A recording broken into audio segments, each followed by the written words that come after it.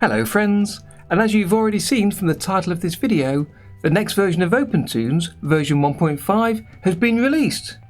And you can download this right now and try it out. So if you want to animate for free on Windows or Mac, this is the software for you.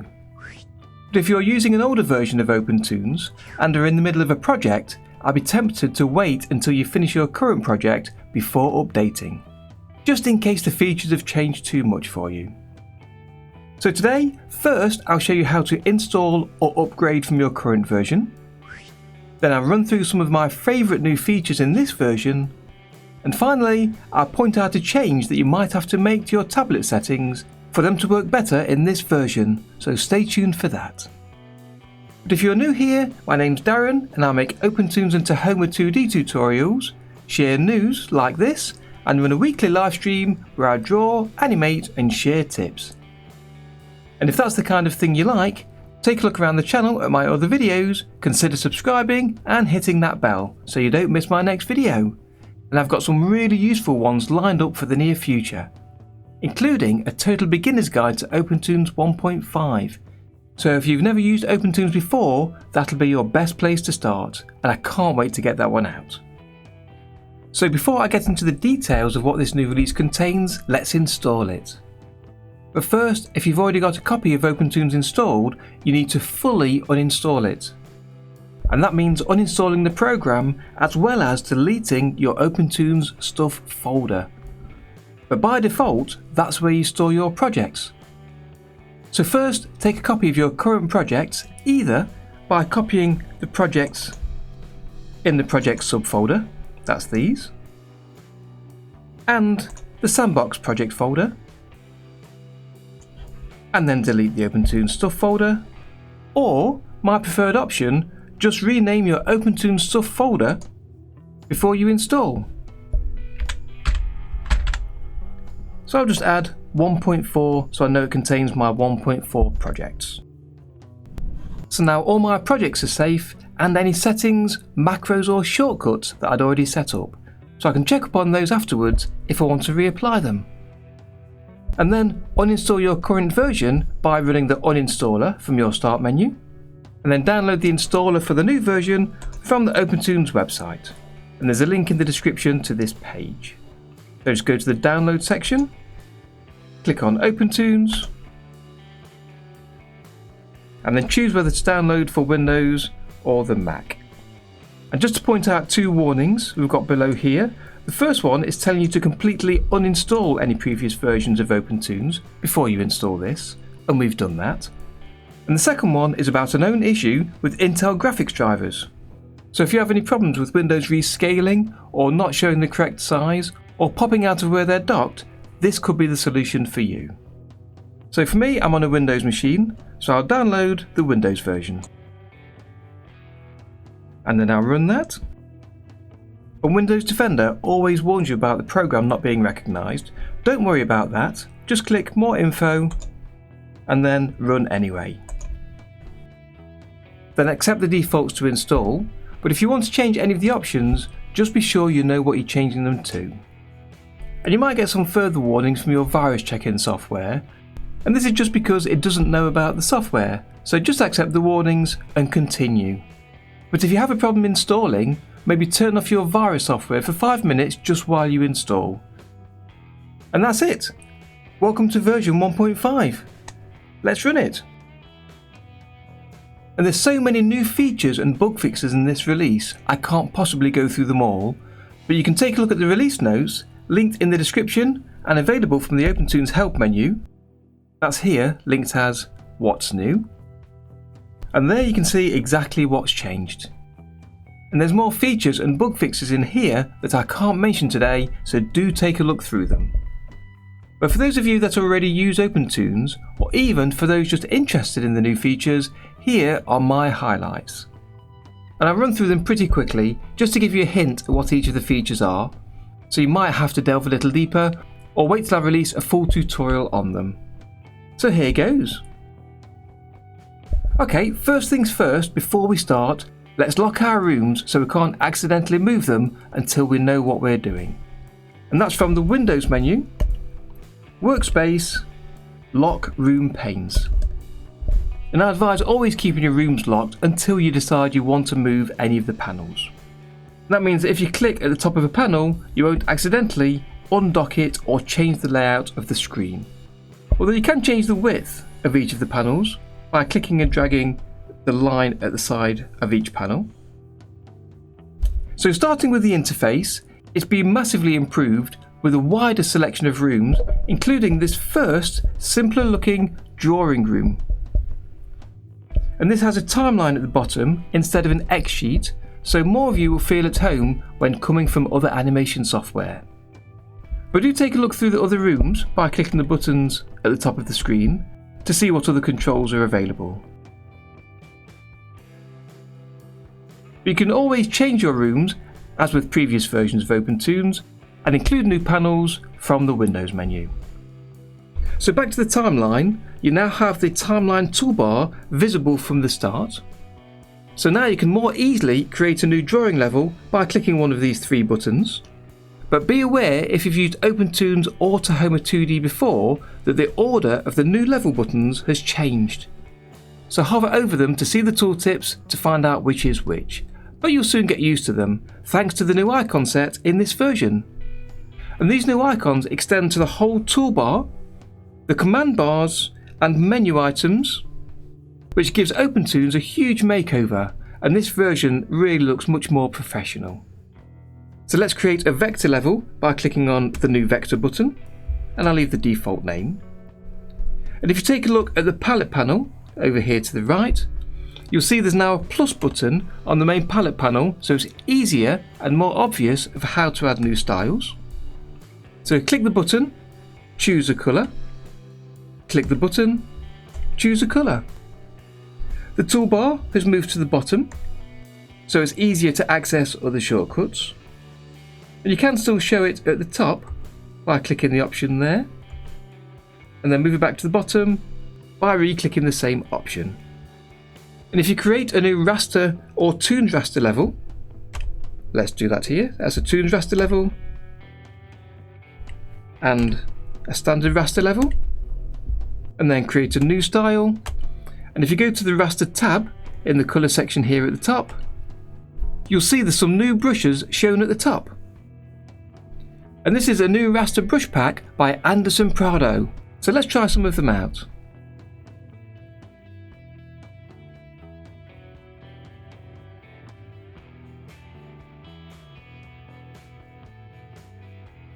And over at the right you can see the level strip panel, and this has had a great new feature added so that you can dock it horizontally as well as vertically. So let's just undock it for a second by going to the Windows Workspace menu and then unlock the room panes by unticking that. And now we can click and drag the title bar of the level strip. If we decide to dock it above the timeline and then create another drawing, it makes it virtually unusable with the drawings going vertically, but you can now show them horizontally. So if you right click on any of the drawings and go to panel settings, you can toggle the orientation. So now your drawings go horizontally and it fits better with the timeline. And to change it back, you can simply right click and go back to panel settings and toggle the orientation again. But I'll leave that horizontal for now. So let's lock the rooms again. From the Windows menu, Workspace, lock room panes, so we can't accidentally move this.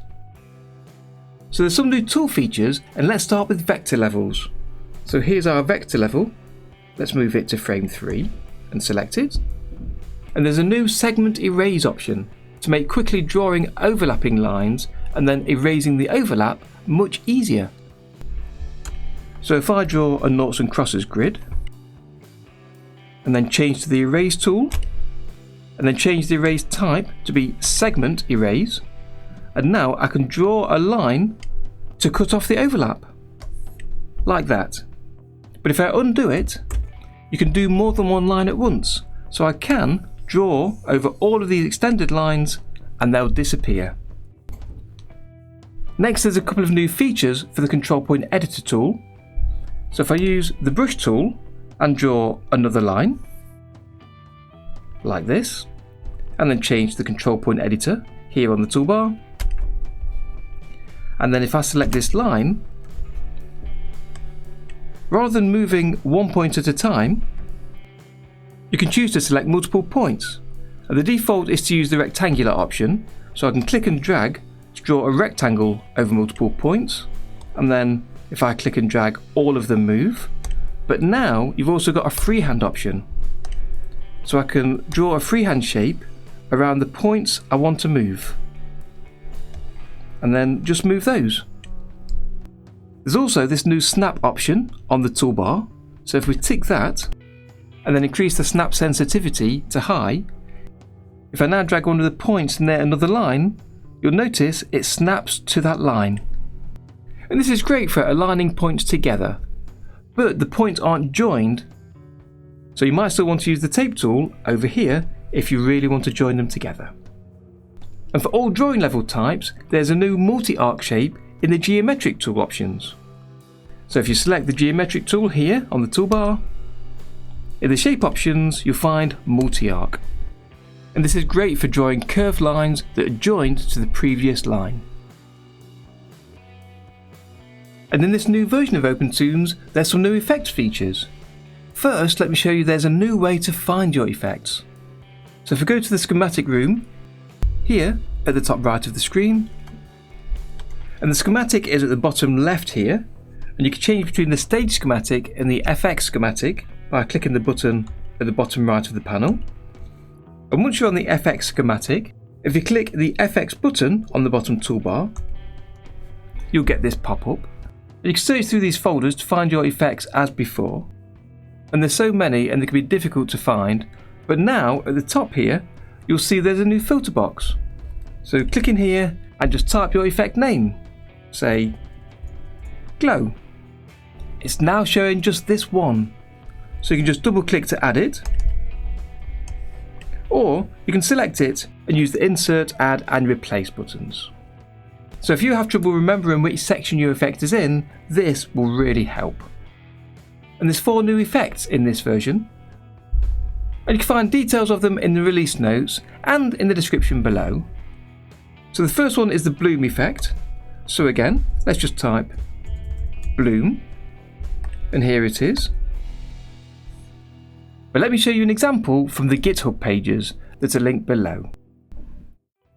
So first we've got the bloom effect, and this gives a kind of glowing effect to whatever's drawn in your column. And you can see an example of how it looks here and details of how to set it up on this page. Then there's the glare effect for giving it a sparkly kind of look to the lights. And there's 2 links here, one to show the original effect and one to show the improvements that were later made.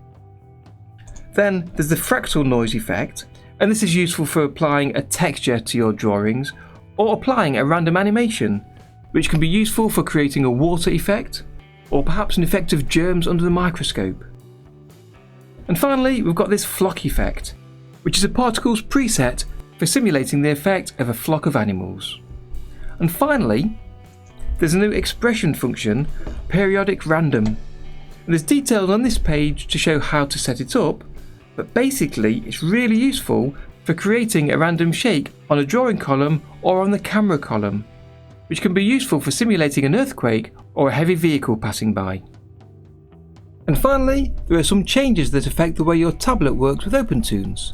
So if you have problems with your pressure sensitivity not working, or other drawing related tablet issues that you didn't have with previous versions, then you might need to make a small change. And it'll be different for each user, so you'll just need to experiment to find the settings that work for you. So there's 2 places to change.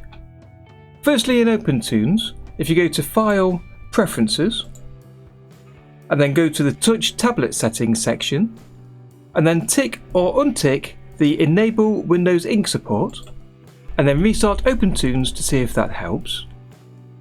And if that doesn't help, open your tablet properties, and in there you might see an option for Windows Ink. So here's my properties for my Huion tablet, and the option for me is in the Digital Pen section at the bottom here, Enable Windows Ink. So try unticking that and see if that helps. And again, restart OpenToonz. and a combination of these two checkboxes might help your pen issues.